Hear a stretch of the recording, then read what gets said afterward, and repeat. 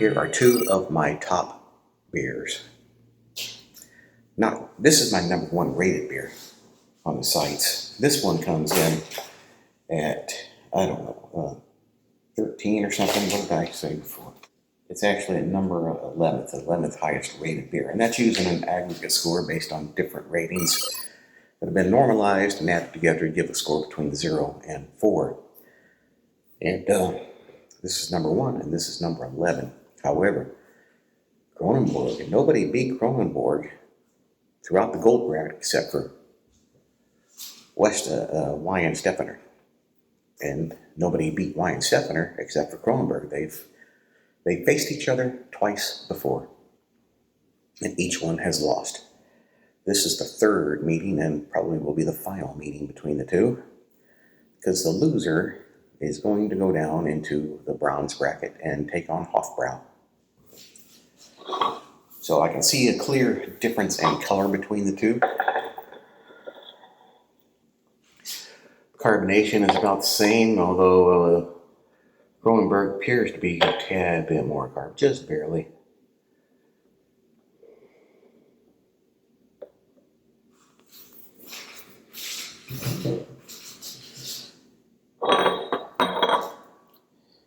So hopefully you can get a good clear picture of that.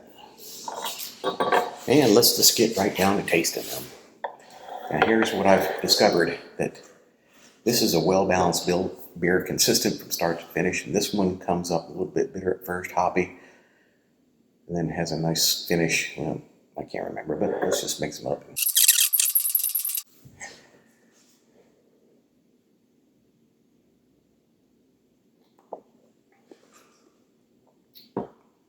That was good. Had some hoppiness up front. Pretty consistent, probably the Kronenbourg.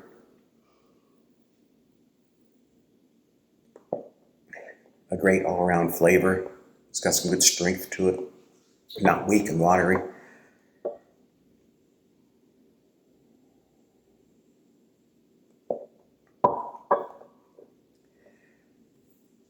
Got some hoppiness there in that finish. Or maybe it was maltiness.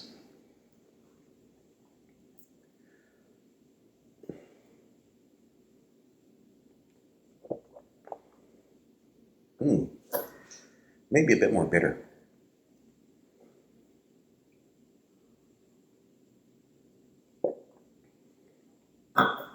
Yeah, definitely a bit more bitter with a weaker finish. Stronger up front and weaker in the finish.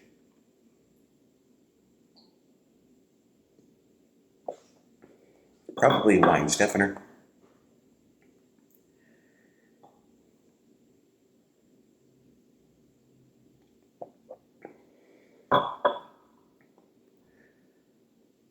Good. It's kind of got a taste of perfume or cologne in the finish, or some kind of medicine or industrial solvent or something like that in the finish.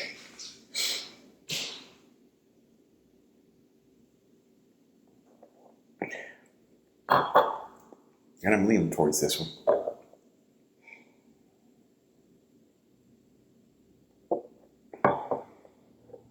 Well, now that one had that taste too, but it might be just because it was coming off of this one. Because I hadn't noticed that taste in this one before, so it was probably coming off of this.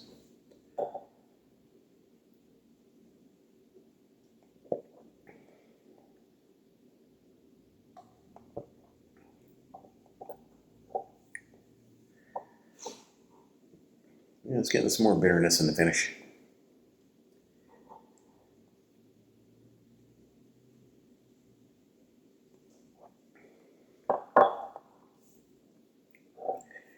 Now this one's starting to taste a little bit more smooth.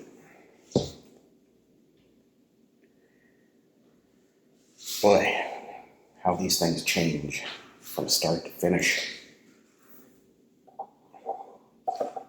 And it makes it difficult. Because at the beginning, I would have rather had another one of these, but now I'm kind of leaning towards this one.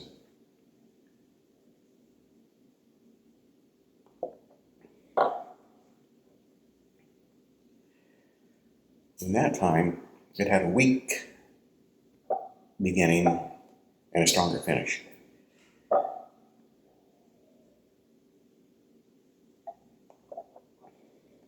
And that was consistent. Good flavor start to finish. So this is just crazy. It makes it really hard to choose. Because, as I mentioned in another video, you know, it's subjective and it really depends a lot on how I'm feeling, what my mood is.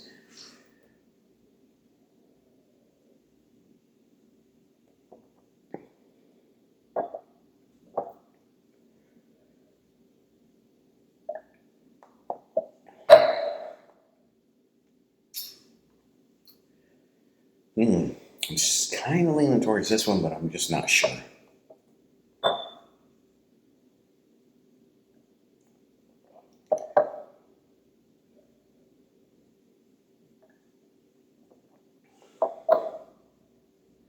More strength out of this, definitely more taste, and really the flavor is, at this point, the flavor is basically the same, only this one's a bit more intense, slightly, which kind of makes me lean towards this one now.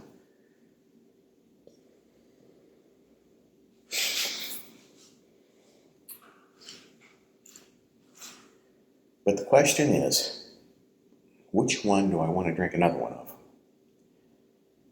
And at this point, I would go for either one.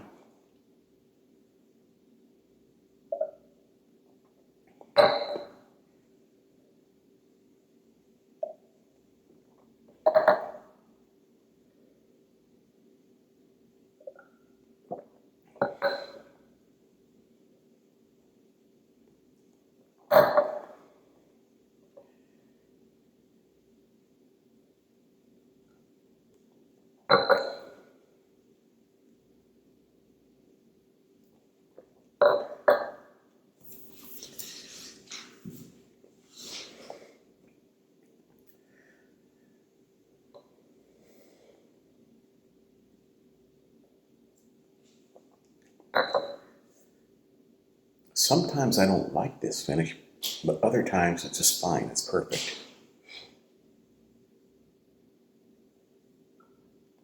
That was weak.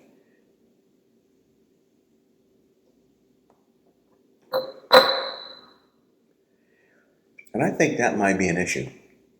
When you get down to the bottom part of the glass, and you drink a bottle of this, and by the time you get down here, it's going to be weaker, it's going to be flatter, less carbonated, and just generally more unpleasant than the rest of the beer.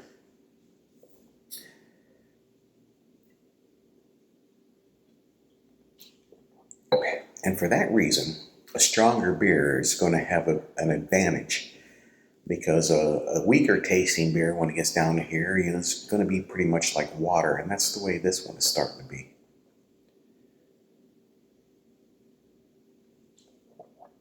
Whereas this one has still got some good taste to it. This one's basically done. I'm going with a stronger beer.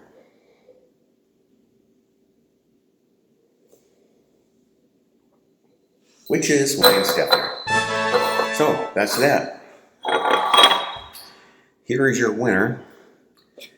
And now, Kronenbourg is going to go down and face off against Hofbräu, which will also be a stronger beer than this.